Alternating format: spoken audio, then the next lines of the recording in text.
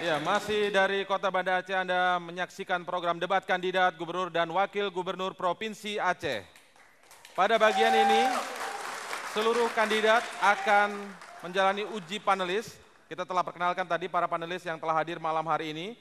Dan saat ini panelis 1, Bapak Fahri Ali akan memberikan pertanyaan yang sama kepada seluruh kandidat dan akan menjawab para kandidat ini maksimal waktu seperti tadi, 2 menit. Kami persilakan kepada Bapak Fahri Ali. Assalamualaikum. Waktu saya kecil dulu, tahun 63-64, saya sekolah di SRI sini, di Syah Kuala, Jalan Syah Kuala. Saya diajarkan lagu oleh Ibu Fatimah. Lagunya itu, di persada tanah Iskandar muda, dibina kota pelajar megah. Di lingkar kurung Aceh penuh sejarah, bertekun jadi sarjana. Lagu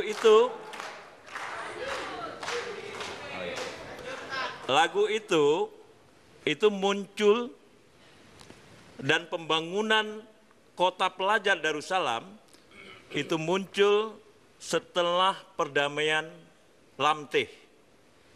Jadi setelah kita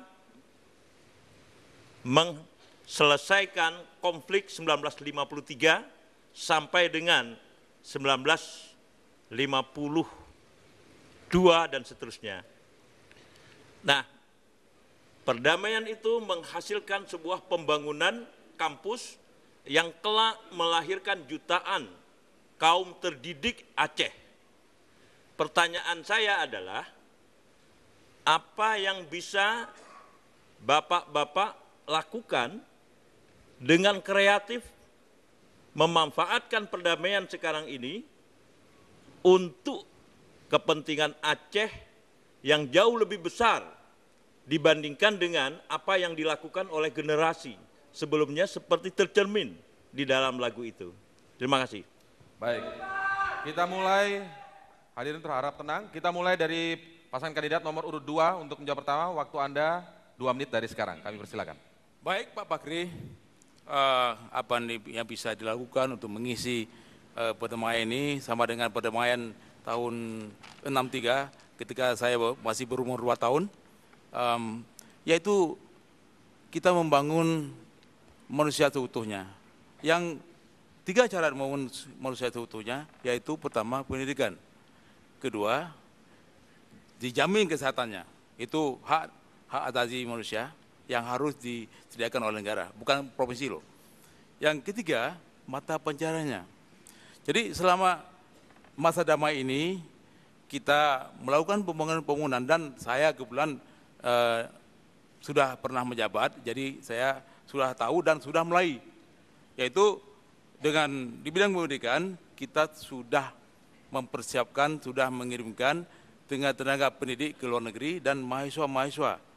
Terutama karena konflik yang berkepanjangan di Aceh melahirkan banyak sekali anak yatim. Ada 120.000 anak yatim.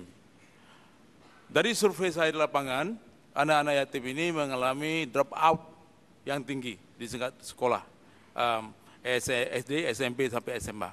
Oleh karena itu, pemerintah Aceh untuk mempersiapkan masa depan generasi muda, lalu kami membuat suatu kebijakan memberikan beasiswa anak yatim kepada 115.000 tahun lalu, 2011. Dan juga kami mempersiapkan generasi muda Aceh dengan menyekolahkan mereka ke luar negeri untuk program S2, S3. Sampai sekarang sudah mencapai angka 2.100 orang. Kebanyakannya di luar negeri. Nah. 10 detik terakhir, bisa ditambahkan? Tak. Baik, langsung saja kalau begitu kami persilakan kepada pasangan kandidat nomor 3 untuk menjawab pertanyaan yang sama. Waktu Anda juga sama, 2 menit dari sekarang. Terima kasih. Seperti para pemirsa ketahui bahwa Darussalam itu merupakan buah dari perjuangan panjang. Karena itu sering dikenal bahwa Aceh ketika itu dari Darul Haq menuju Darussalam. Dan dalam konteks ketika itu kita pahami bahwa betapa makna Darussalam itu sangat besar bagi Aceh hari ini, bagi negara dan bangsa Indonesia hari ini, dan tentu bahkan ke depan. Nah, maknanya adalah sesuai dengan falsafah yang kami anut, bahwa kita harus menjadikan pendidikan sebagai modal pembangunan. Kesehatan juga cukup penting, tetapi kita tidak ingin lebih banyak orang sakit, apalagi kalau di rumah sakitnya juga tidak dilayani dengan baik. Yang kita inginkan, rakyat Aceh, masyarakat Aceh secara keseluruhan tidak lebih banyak lagi yang sakit. Dan mereka pendidikannya bagus, sehat, itulah modal yang paling menentukan kesuksesan Aceh menuju masa depan yang selalu dalam tantangan. Wakil melanjutkan. Kami juga perlu menegaskan bahwa semangat daripada lagu itu sekarang ini lebih relevan, bahwa menegakkan rasa nasionalisme Indonesia di dada rakyat Aceh. Masih ada waktu. Melalui perekat agama. Kalaulah Jepang itu ada dan Shinto, dia menjadikan bangga dengan Jepangnya, Israel dengan Yahudinya, kenapa tidak Islam ini? Kita menjadikan syariat Islam sebagai perekat rasa kebanggaan kita kepada NKRI.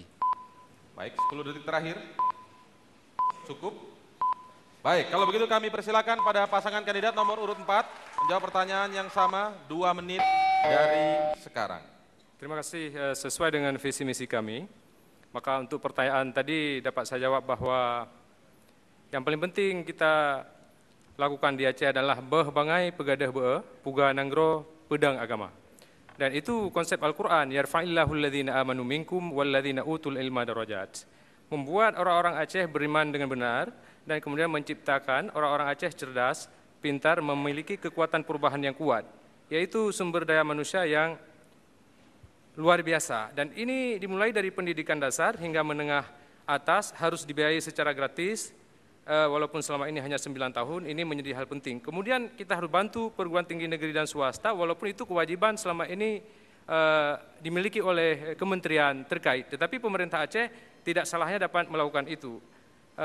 Termasuk beasiswa di dalam dan luar negeri, penerapan syariat yang benar, penataran rakyat Aceh tentang akidah, akhlak, muamalah, dan toleransi juga dengan umat yang lain yang berdomisili di Aceh. Nah, ini menjadi yang paling penting, sehingga perdamaian akan terisi dengan baik, dan sumber daya alam Aceh harus menjadi modal kekuatan kedua. Supaya rakyat Aceh jangan sampai lagi manok mati lam kerung. Banyak batu bara, banyak migas dan segala macam, tapi karena persoalan SDM, iman, teknologi, akhirnya SDA-nya jatuh untuk orang lain. Yang kedua, prakondisi penciptaan masyarakat yang berpikir dan bertindak ekonomi. Bagaimana orang luar tidak takut datang ke Aceh? Karena makhluk yang paling takut adalah uang. Orang menyimpan uang di bawah kasur, di bank, lari ke Swiss, ke Hong Kong, kemana-mana, supaya tidak hilang. Nah, maka isu-isu yang menakutkan orang untuk menanam modal di sini harus dihilangkan, dan ini harus ada pergerakan sosial. Rakyat Aceh harus berpikir ekonomi, bertindak ekonomi setiap saat. Dan ini akan menghilangkan konflik. Dan pendidikan ekonomi akan menghilangkan konflik dengan sendirinya. Terima kasih. Baik, kami persilakan langsung kepada pasangan kandidat nomor urut 5 untuk menjawab pertanyaan 2 menit dari sekarang. Terima kasih. Sebenarnya yang disebut tadi Ikrar Lamtih, Pak, itu sebenarnya dalam peristiwa DITI 52 sampai dengan 62. Dan tahun-tahun 60-an saya masih berada di SMA. Yang ada satu-satunya fakultas ekonomi waktu itu di kampus Unsia. Jadi saya kira berkat perkembangan kelanjutan di pendidikan sampai sekarang ini, kampus Unsia itu menjadi bermakna sekali kepada kehidupan masyarakat di Aceh. Dalam bahan pendidikan yang kita telah targetkan juga adalah terutama sekali kepada pendidikan umum tentunya, dan juga kita jangan lupa dengan pendidikan agama yang setara dari perlakuannya, pemberian beasiswa yang berkelanjutan, termasuk juga membuka hubungan luar negeri dalam mencapai upaya pendidikan yang baik bagi rakyat Aceh. Ya, masih ada waktu, 46 detik lagi. Assalamualaikum warahmatullahi wabarakatuh. Saya ingin menambah sedikit masalah pendidikan. Di tahun-tahun terakhir 70-an sampai pertengahan 80-an, pendidikan di Aceh adalah cukup maju dan makmur. Kita sadari yang bahwasanya orang-orang yang seberangan dengan kita, yaitu Malaysia dan Brunei, mereka menuntut ilmu ke kita, ke Banda Aceh Darussalam umumnya. Tetapi akhir-akhir ini kita melihat, kita sadari atau tidak, yang bahwasanya pendidikan di Aceh, khususnya Indonesia umum, paling bobrok. Hal ini kita boleh lihat. Waktu Anda habis. Tahun 2 menit. Sudah 2 menit, Pak. Kami persilakan pasangan nomor urut 1 untuk menjawab pertanyaan yang sama, waktunya juga sama. Mohon efisien, 2 menit dari sekarang. Kami persilakan. Terima kasih. Pak Fahri, sebenarnya jawaban dari kami itu ada di dalam misi, 5 misi kami. Tapi perlu Bapak ketahui yang terkait dengan misi kami itu adalah komitmen kami berdua, bahwa pelaksanaan pembangunan di Aceh ini itu harus didasarkan kepada 3 hal. Ujungnya nanti adalah kesejahteraan bagi masyarakat Aceh. 3 hal itu adalah berdasarkan persatuan. Tidak mungkin pembangunan dilaksanakan di Aceh ini yang sempurna hasilnya apabila tidak didasari persatuan. Kita sudah merasakan berbagai hal, begitu banyaknya kejadian-kejadian akibat konflik. Nah, oleh karena itu, ke depan kita utamakan adalah persatuan ini. Inilah dasar pertimbangan kita pada saat untuk melaksanakan pembangunan di Aceh pada masa.